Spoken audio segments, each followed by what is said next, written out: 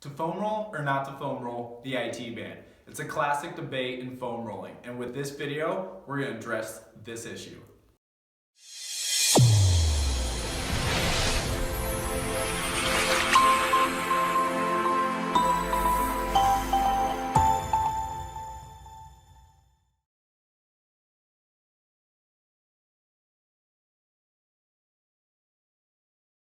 Hey guys, Keith Sparks here with Foam Rolling Friday, and today we're going to talk about the IT band.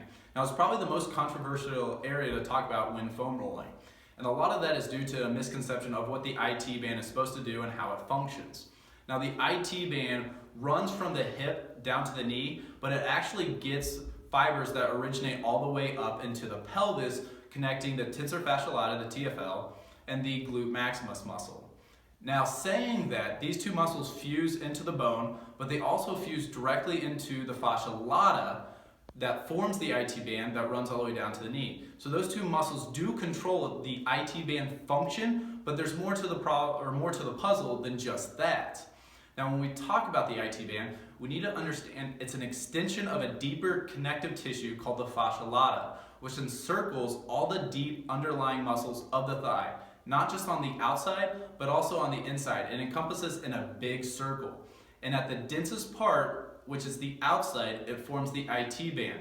So what the fascial lata and the IT band help to do is communicate, connecting how the muscles and how the fascia and how everything is firing together from the pelvis down to the hip and all the way down to the knee. A lot of these muscles run vertical down, so it needs some form of communication circling all the way through so everything is timing right. And that is where the power and the strength of the IT band comes from. It has these connections to help tie in some of the knee muscles with the hip muscles. So when you foam roll, I want you to think about that's why you're foam rolling. You're working on improving the communication of how everything is working together. So without further ado, let's get down and start foam rolling the IT band. As we're foam rolling the IT band, we want to think about being in between the crease of the knee and the crease of the hip. Right in the middle is the vector point where the fascia holds its sensory information for a lateral motion inward and outward of the leg. So take your foam roller of choice, it really doesn't matter. The goal is to create friction at that vector point.